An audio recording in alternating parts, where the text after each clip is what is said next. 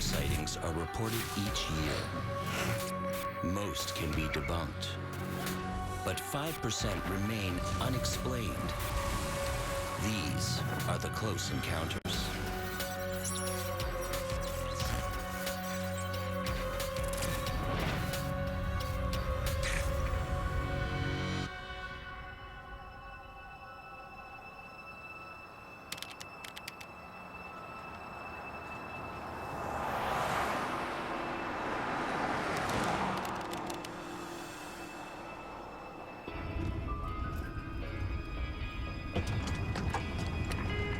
Hey, cuz.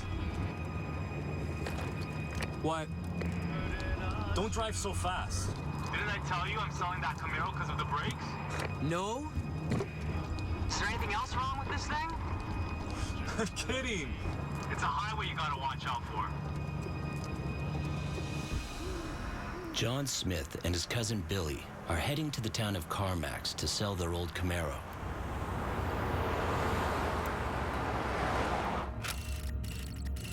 Billy and John were driving from Whitehorse. The two of them were traveling in a convoy. It's a very remote area, and it's very slippery. It's wintertime.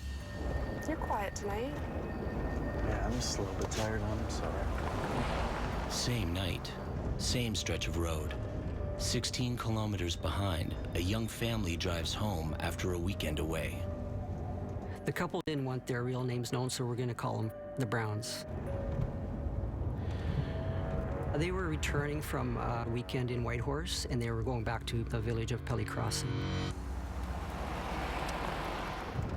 I wish we'd gotten on the road just a little bit sooner.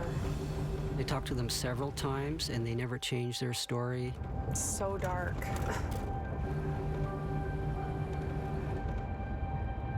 They come to the southern tip of the lake, and they come around a corner, and they see this row of lights out in the distance.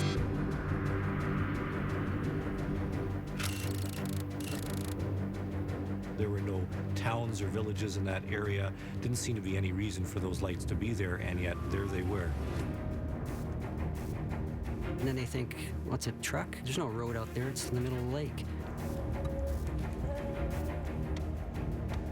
What is it? I have no idea. Plane? They think it's an airplane, like a 747. Then they think, oh, it's moving way too slowly. Just pull over. They were worried as to what this was, and they had thought, well, maybe we shouldn't travel any further. Maybe we should pull off to the side of the road. Just stop. It's okay. We won't be long.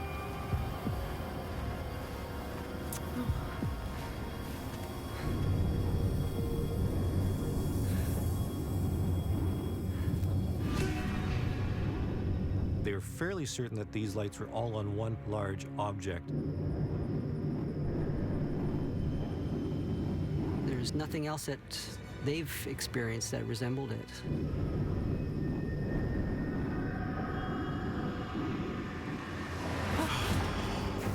Daniel.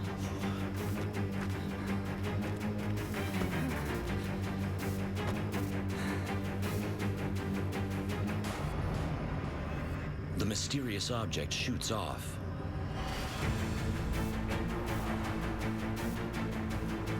Directly towards Billy and John Smith. Hey, cuz. You still awake back there? They have no idea what's around the corner. This was something very out of the ordinary.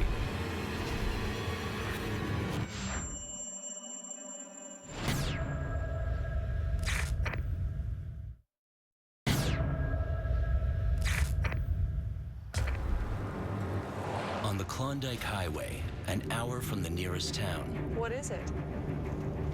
I have no idea. the Brown family sees a mysterious object.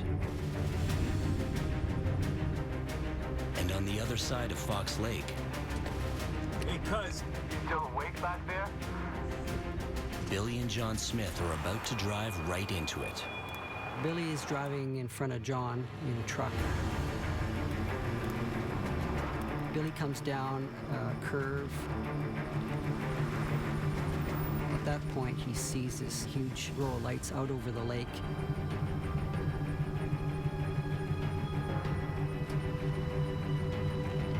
He decides to stop and watch this thing.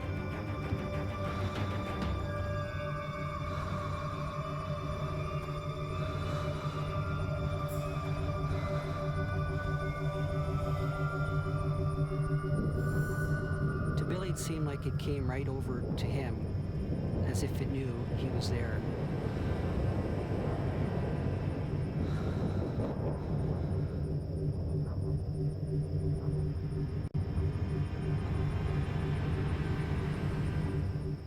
He looks behind him and sees his cousin John. John didn't want to come closer. He stopped way further back. He doesn't know what to do because he was frightened.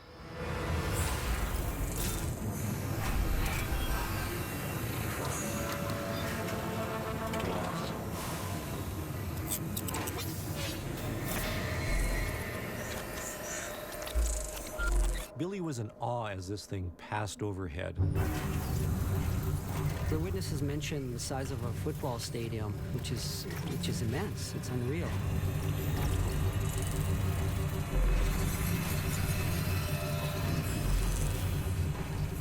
Some UFO investigators describe huge craft as motherships, sort of an aircraft carrier for spaceships that smaller craft can fly in and out of. John realizes, he's got a camera in the car, and he's ripping bags open. Often you hear from people saying, well, I don't believe in UFOs until I see a photograph. He couldn't get his camera to work properly. In some of the close encounter cases, cameras are affected by some kind of electromagnetic field.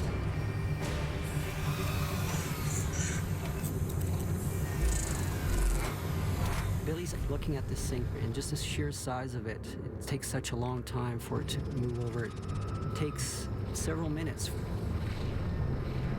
And then the UFO continues to move very slowly over the hill and then disappears.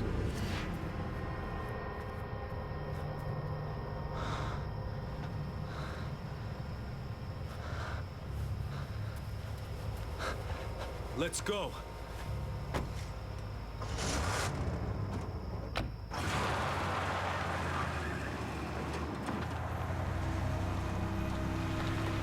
So they go to the turnoff, which is just a few hundred meters down, and they pull over there at the Fox Lake campground. They were very confused, wondering if we're not hallucinating. This was something real, and we saw it together.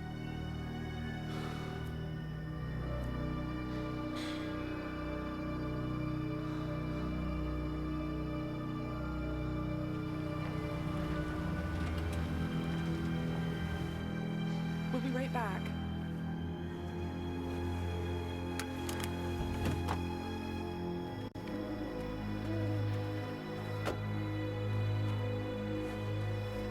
The Browns arrived at the Fox Lake campground, and they see Billy and John. Hey, are you guys okay? Yeah. And there's this exchange of information from everybody saying, did you see that? Did you see something? You too? This is unquestionably one of the best cases in North America. If two people see a UFO, or three or four, that adds to the evidence that something really was physically there. It just happened. We have witnesses who have seen it at relatively close range, and multiple witnesses who can verify that they saw a physical object. Hey. Not sure of what lies ahead, they decide to travel together. They would not be alone in seeing something strange that night. Similar reports of a large craft were later observed an hour away in the town of Carmax and 2 hours away in the village of Pelly Crossing. In total, more than 30 witnesses came forward with similar accounts. Drawings submitted by eyewitnesses suggest the object was 4 times the size of a football stadium, making it the largest craft ever registered in a UFO report. Some people thought the object was an airship, but airships rarely fly in winter conditions. A detailed report on the Fox Lake case was filed with the Canadian government. There has been no official response.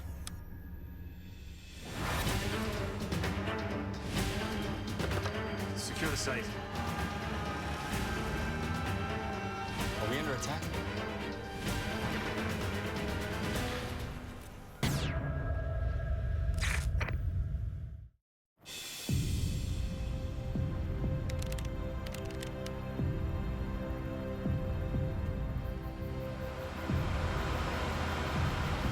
It's the late 1960s.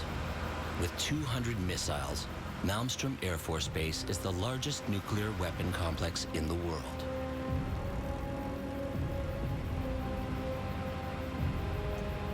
It's also one of the most heavily guarded.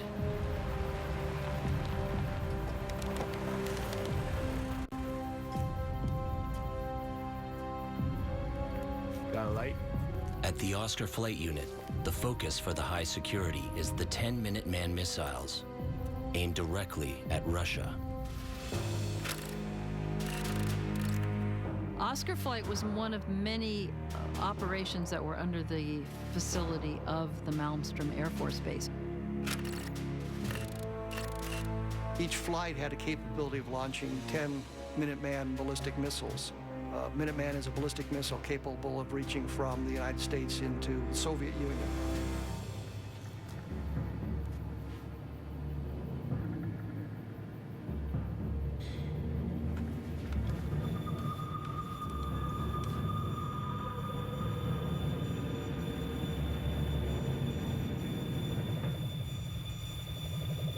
When you're looking at 1967, we're in the middle of the Cold War, and there's an awful lot of animosity between the Soviet Union and the United States, and we're both worried about how belligerent the other side is going to be.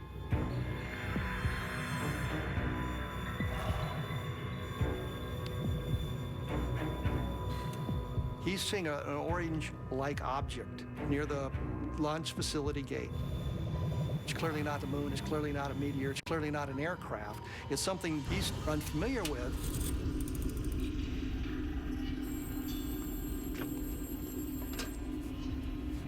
I see two. I'm pulling down.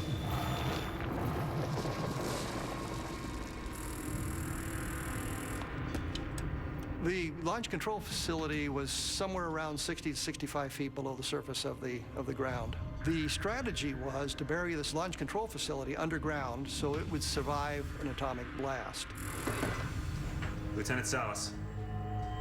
Robert Salas is the key witness on the Malmstrom case, and I have interviewed him numerous times about it. Unidentified. Moving north, sir. Keep watching. Let me know if they get any closer. Copy that. Robert Salas didn't know what to make of this call. I mean, he was somewhat incredulous about it. There's no threat on the console that they see. It's just a light in the sky. It's not causing any kind of problem, so he doesn't know what the concern of the airmen above him are. But within minutes, it moves directly over the base.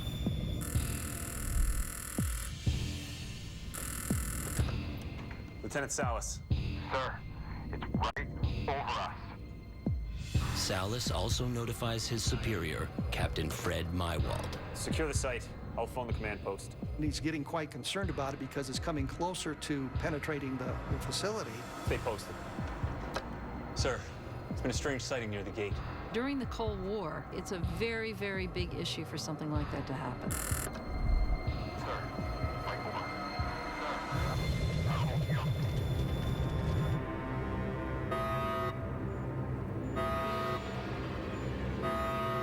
Sir, missiles 1 and 2 are down.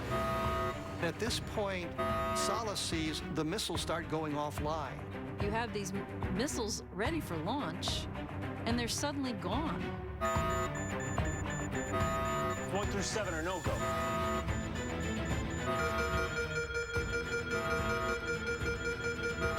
One by one, they just all lost their capacity to launch. at the same time that the object was up above and being seen by these security people.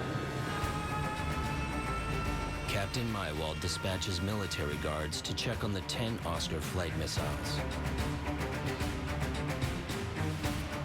The missiles themselves were scattered out around the countryside in Montana, 20 miles away from the launch control facility. These missiles were 60 feet underground. They were way, way underground, and they were a mile apart from each other. If you got a direct hit on a missile silo, you might take out that one missile, but you wouldn't take out the other 9 missiles. For them all to go offline is just practically unheard of. It just does not happen. Could this possibly have been the Russians that disabled their nuclear weapons? Sir, are we under attack?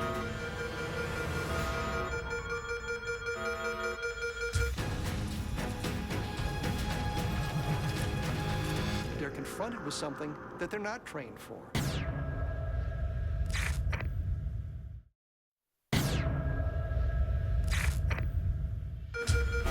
Been a strange sighting near the gate. A strange light moves over a Montana Air Force base and knocks out 10 nuclear missiles. 1 through 7 are no-go. Military guards rush to the missile site in search of answers. It was pretty clear that there was no technology that we knew of that could do that. If the Soviets have figured out some way to deactivate the missiles, then suddenly we become very, very vulnerable to an attack.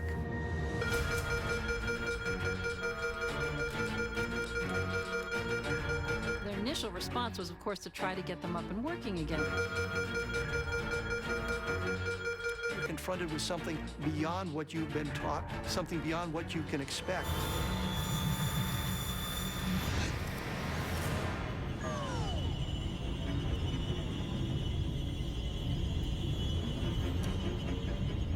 The entire Oscar flight system shuts down.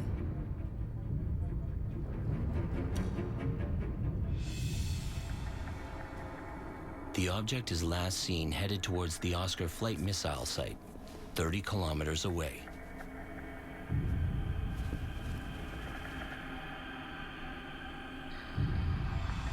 They're out on the silos. They take a look around. There's no evidence of a penetration. There's no evidence of anybody being out there. Sir, no signs of any damage. Should we head back to base? Over.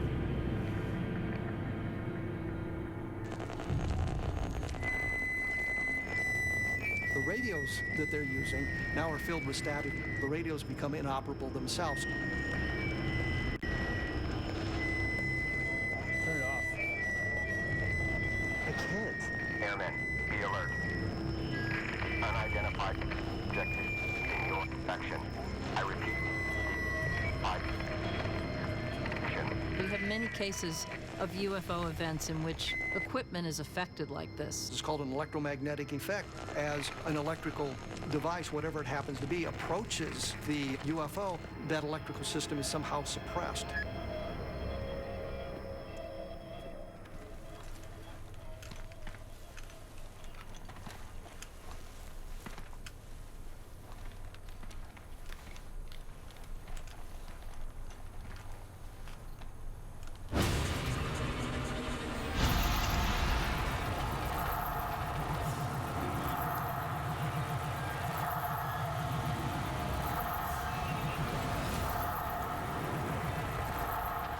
They're confronted with something that they're not trained for.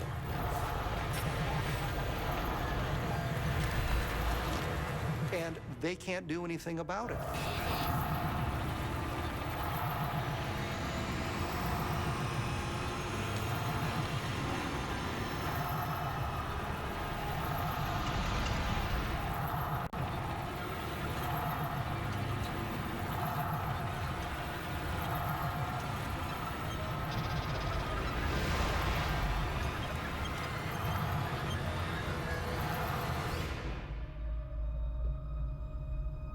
Back at launch control, their system is still shut down. Salas and Mywald were not able to get the nuclear weapons back up and running, and they couldn't explain why they weren't working.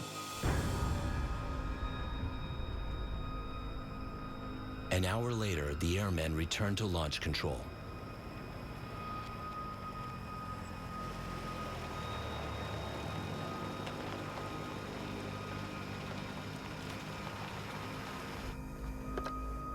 Lieutenant Salas.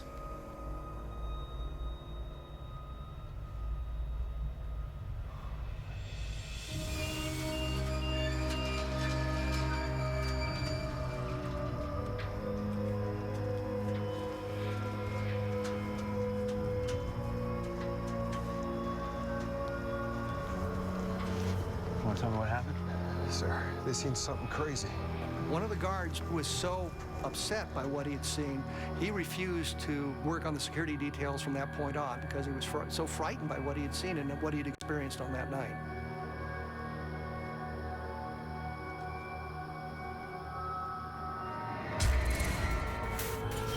The high security incident leads to a massive investigation.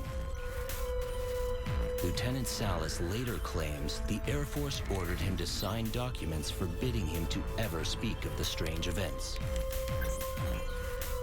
Salas reports that the missiles were later brought back online, but government files indicate no equipment failure that night at Malmstrom. Classified documents obtained through the Freedom of Information Act reveal that FAA radar data did in fact spot an unidentified craft flying over the base that night. Because Salas never actually saw the object, UFO debunkers continue to question his credibility. The incident at Malmstrom Air Force Base has never been officially explained.